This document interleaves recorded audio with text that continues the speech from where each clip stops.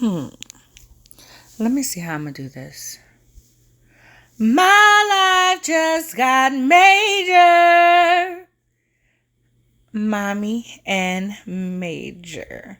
Welcome to our playlist, all about my adventures as a new mom over 40.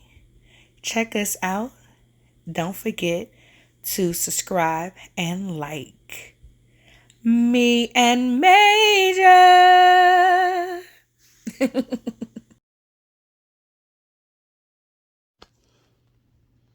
Hey y'all, hey, Anya T.M. Davis here. Welcome to my playlist. This particular playlist.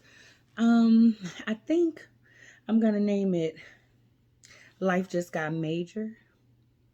I think that's the running name. Before it was Major and I, or um My Life with Major. I haven't decided yet. But anyway, I think it's gonna be Life Just Got Major.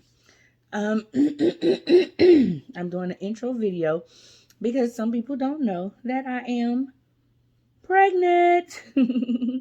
Yes. I am currently 9 months pregnant. 37 weeks. I will be delivering on, just to kind of give y'all where I'm at right now. I'll be delivering probably in 7 days, but I'll be going in 6. So yeah, I'll be going in 6 days. On my birthday, on my 42nd birthday, I'll be going into the hospital to be induced. The first step of the process is cervical ripening. That's when they soften your cervix, and then in the morning on the 24th, they will give me the medicine to help me get induced, to help him come. I am having a boy, and his name is Major. Sorry for all that. I deal with acid reflux. My pregnancy hasn't been bad. It hasn't been bad at all. Just dealing with the acid reflux. I already deal with a lot of allergies. And the thought is, what my doctor told me was that I already deal with a lot of mucus. And so since I deal with a lot of mucus, I have more mucus in my stomach mixed with the acid, and it comes up. So I currently take 2 acid reflux medicines and 2 allergy medicines, but I take allergy medicine year round. Go figure. So how did I get here? How did I get here?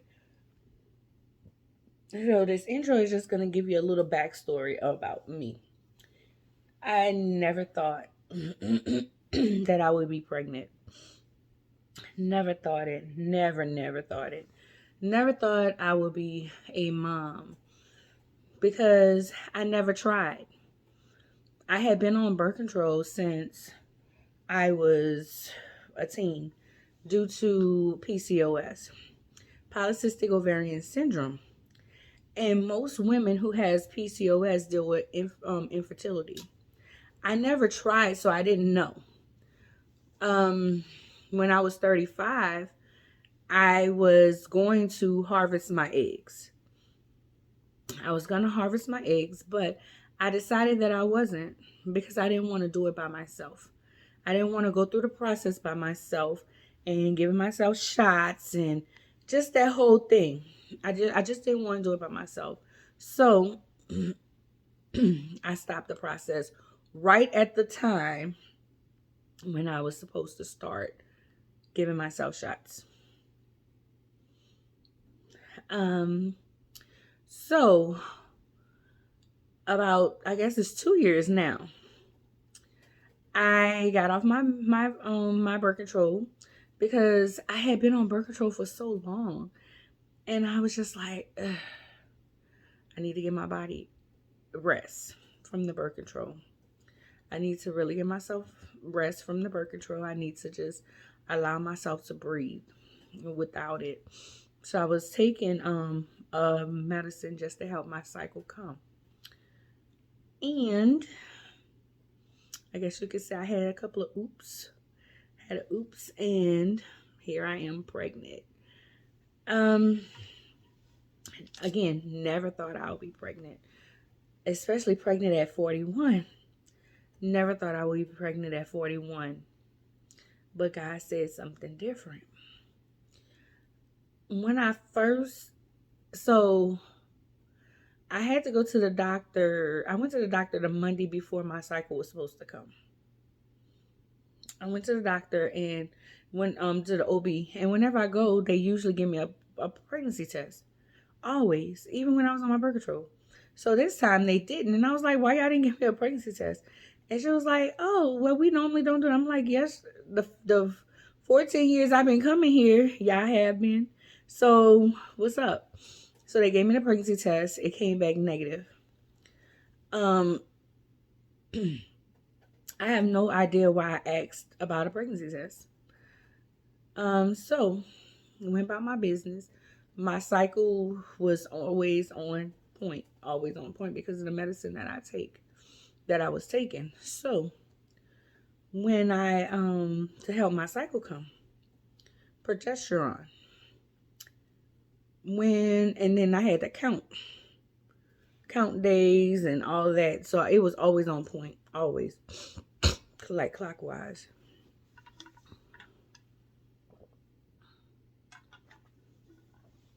When it didn't come, when it was supposed to come, I didn't get worried. I just said, it's gonna come. It's gonna come. I'm drinking raspberry leaf tea. That's another conversation, but just know that it's supposed to help with um, labor. I'm drinking it warm, and I was drinking water out the other thing. I'm drinking it by itself as well. I'm not I didn't put anything in it. I like warm tea anyway. So, and my cup says, God is within her. She will not fail. Psalms 46:5.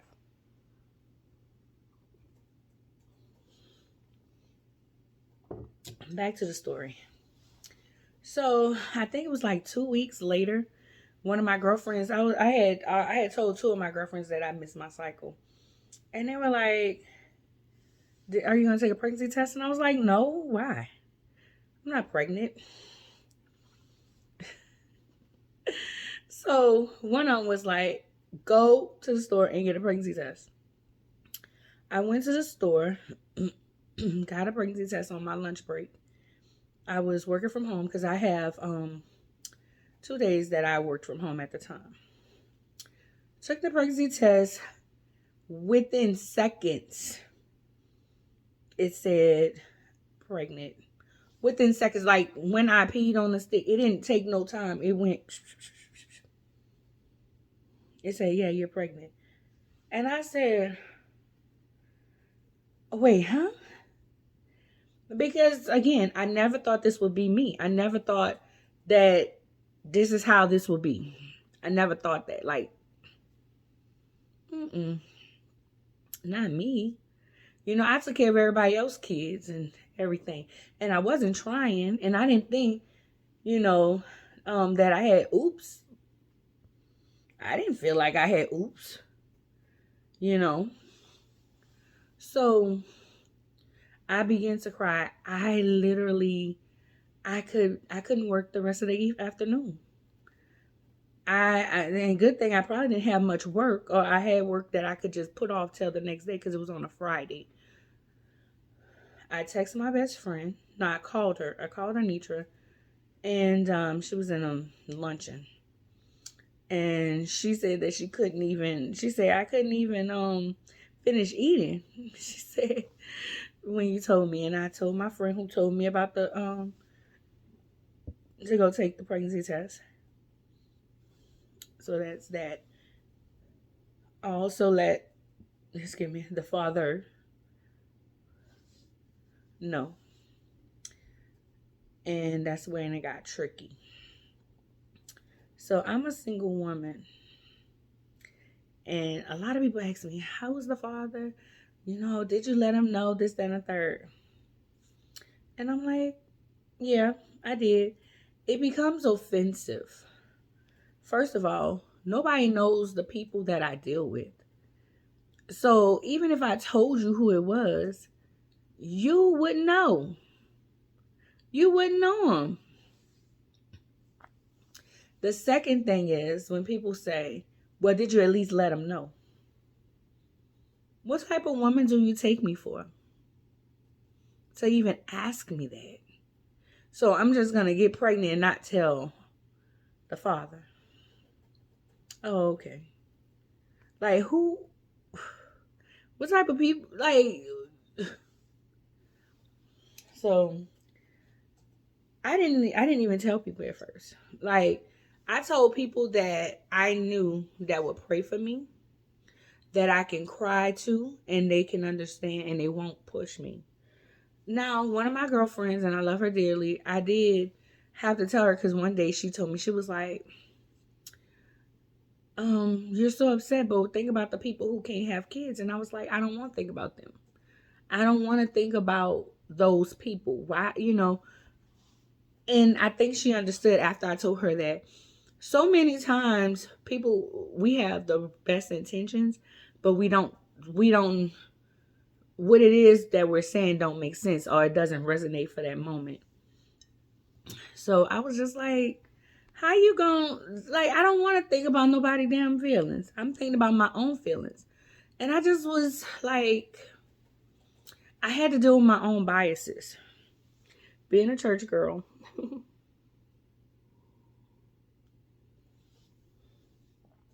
Teaching young ladies all the time, telling them, look, mama's baby's daddy's maybe.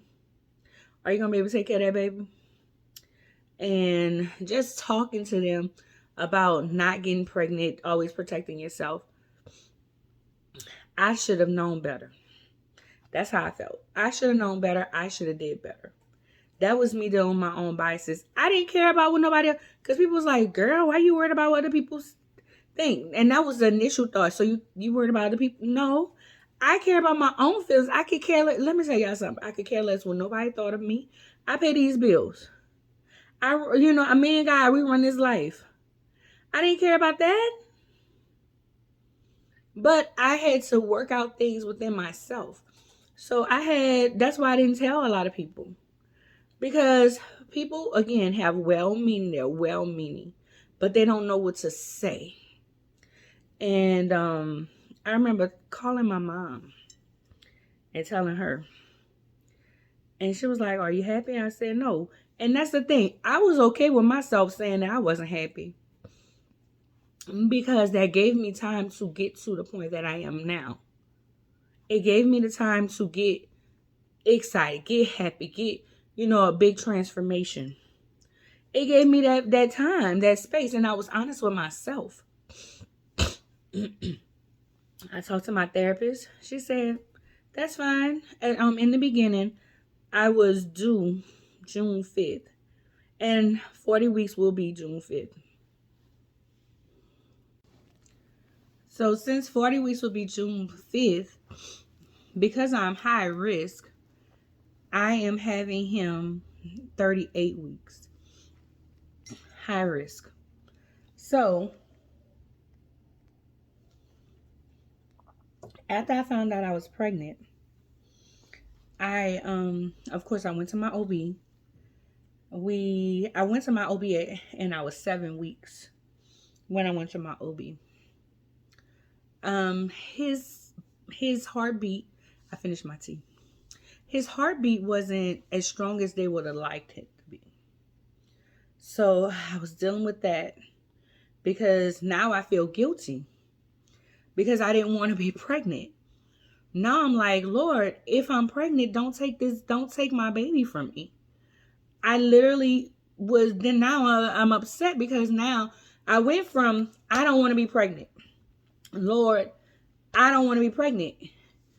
Lord, don't let me be pregnant. To, Lord, don't take my baby from me. I literally went through that. And I won't say I was by myself because I wasn't by myself. I have some major people in my life, y'all. I have some major people in my life that love me and love my baby, that will not let me, I let them be happy. They were happy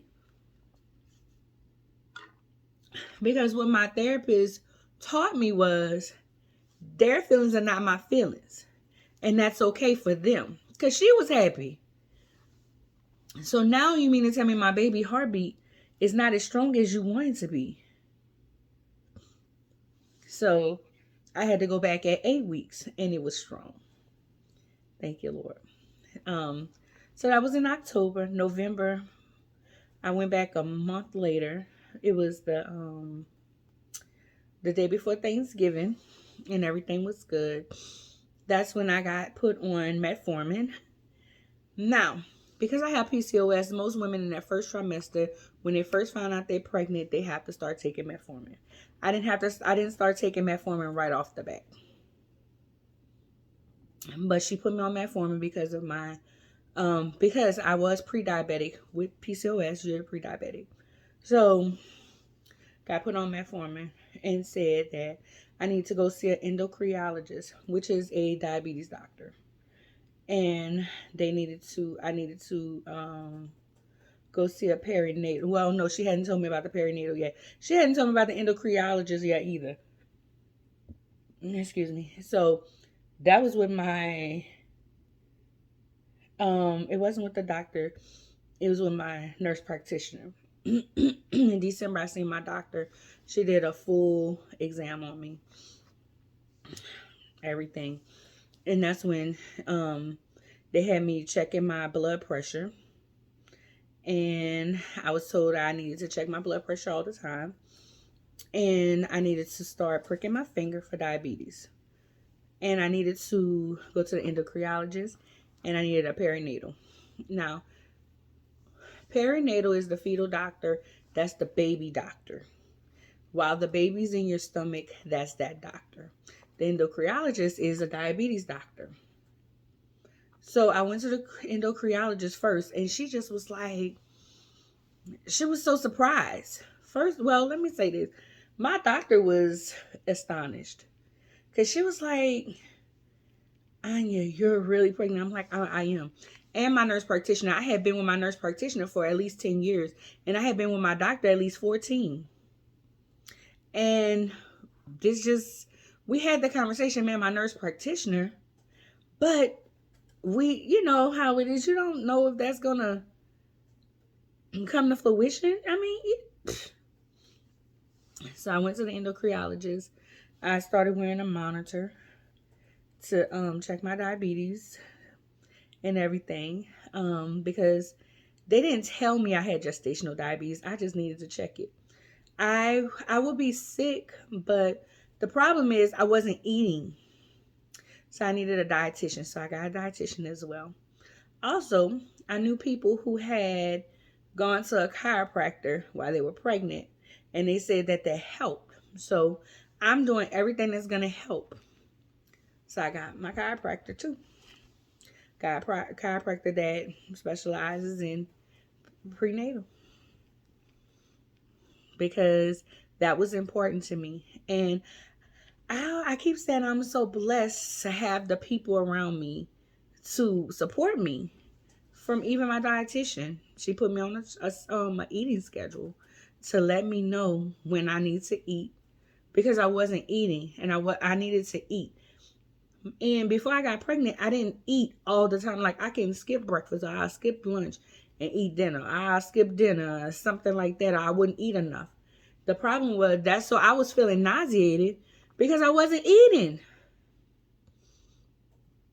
So then I got in with the perinatal, and she looked at my baby, and she said, he's healthy, he's strong. Well, she didn't tell me he, because I didn't want to know. Because this was the beginning of January, and my gender reveal was mid-January. So I didn't want to know right off the bat what I was having. And because I had to do a genetics test on me and a genetics test on my baby, then The doctor knew what I was having. So my best friend Arnitra went in and saw what I was having so they could plan the gender reveal. So when I went to the perinatal, she listed out every risk that I had, including being a black woman.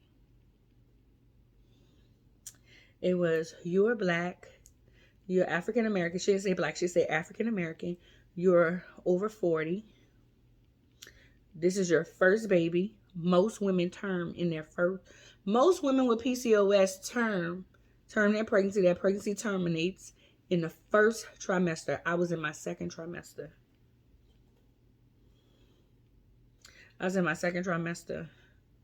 So most people, I hadn't already beat those odds.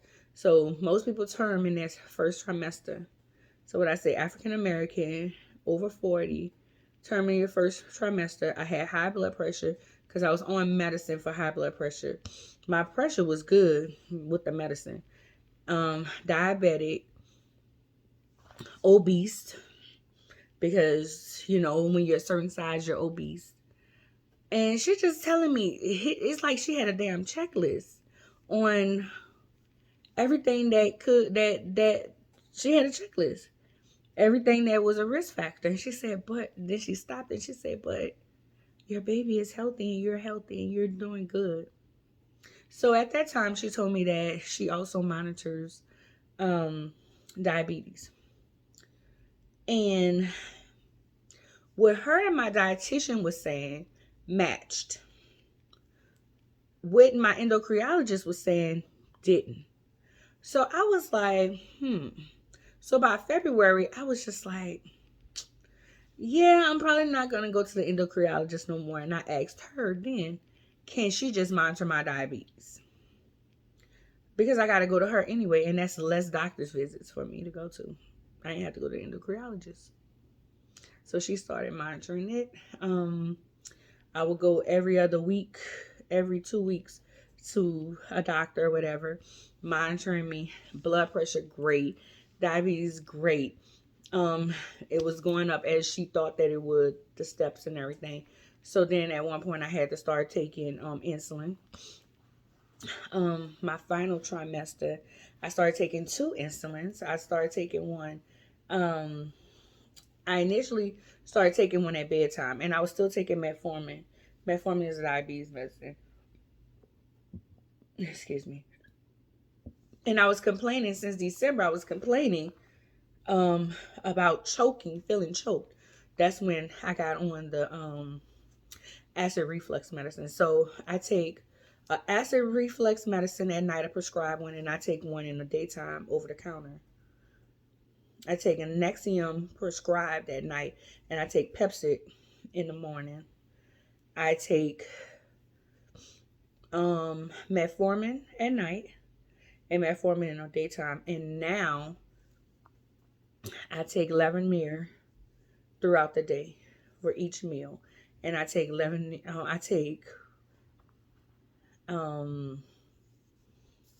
what is this called? No, Levemir at night. I take another one with each meal. So because of all the risk and making sure, I had to take insulin. Never took insulin, hate it. I don't even like the smell of it at this point. If I don't eat, I feel sick. If I don't eat in time, I feel sick. But again, this pregnancy hasn't been bad. It hasn't been bad. I didn't have to go to most of my doctor's appointments by myself. One of my girlfriends went with me. In a later video, I'll show y'all his room. I didn't have to put anything together. God just blessed us. He just blessed us. The only thing I pretty much paid for in his room with my money was his bed, and that's because it was on sale, and his covers because it was on sale. Bye Bye Baby had a sale, a going out of business sale, and I went and I got his bed for like $110. So yeah. Now I am 9 months pregnant. It is May, and I'm happy. I can say I am happy. I had to deal with my emotions. And some days I'm not that happy. Well, throughout the course I wasn't happy. There was days that I wasn't always happy. There was days that I got scared. Am I gonna be able to take care of this kid? And I had to step back, and my girlfriends and stuff, they're like, Anya, I took care of baby with less money than what you make. And they had to give me reality checks. I have friends that had babies in their teens, and they're like, I was 18, I was 15, I was this, and I took care of my baby. Um, being 42, well, I'll be 42 when I deliver. Um, I am more stable within myself, mentally and physically and emotionally. I know who I am. I am great financially. I have a very good job. I've been on my job, my daytime job. It will be 15 years in June. So I have that stability. I have my businesses. I have new things that I'm thinking about doing that won't mess with what my baby is doing. With with him growing and everything. He could be right here with me. I'll be off of my daytime job for 6.5 months. So I get to know him. We get to know each other. Um so after all, he is such a blessing. And such all my friends was like, he's a blessing. You should One of my girlfriends was like, you should name him Blessing. I was like, no. I'll talk about how I named him on another video. I'll talk about how I named him and why I named him what I named him. So yeah, that's it. Waiting for baby Major. I'll do another video. I don't know how long this one is. I'll do another video on what I'm putting in my bag for the hospital. I'll do one on his room. I'll just do different videos just to bring out into my life is now major, or what did I say? Life just got major. I get you. I decided to do a playlist under my and I keep saying to do a playlist under my YouTube because so many women have been telling me how I'm inspiring them, how they want to get pregnant, just all different things, and they're enjoying my journey and different things. Because on my Facebook, I have two Facebook pages. I have a personal and a business one. My personal one, I'm like, pregnancy is wanting a pork chop sandwich with some bunny bread. You got to be from New Orleans to know about the bunny bread. And I was like, I want some bunny bread. Pregnancy is not being able to sit in one spot for a long time because your butt hurts. Then you want to go sit somewhere else and do. It's just crazy. So maybe I'll do some videos on what pregnancy is to me. Pregnancy is your nose prick. Jesus. My hair is thicker. I'm so glad that I cut off all my hair because my hair is already thick. And if I would, my beautician told me when you're pregnant, your hair don't shed because the hormone that produces that stops. So, what? I have thick hair. My mama have thick hair. This little boy have thick hair. He have hair. Come on now. I'll introduce y'all to my doula. And she'll let y'all know the importance of a doula. I was very concerned about the infant mortality rate and mothers mortality rate. I was very concerned about that. I was concerned about miscarrying. I can't lie. I was nervous about it. And that's why I have a therapist, because she walked me through it. She was like, Anya, this is normal. And that's the beauty of it. She didn't try to ration it away. She didn't brush it off. She told me this is normal. It's normal for you to think about miscarrying. It's normal for you to think about all these different things. It's normal. But let's work through that. And that was such a blessing. But people around me, It was such a blessing. Nobody told me I was crazy. Nobody told me not to think like that. They just told me it's okay. It's okay. It's okay. So that's it for this video. And I'll do another video later. Maybe later today. I don't know. We're going to see. Bye.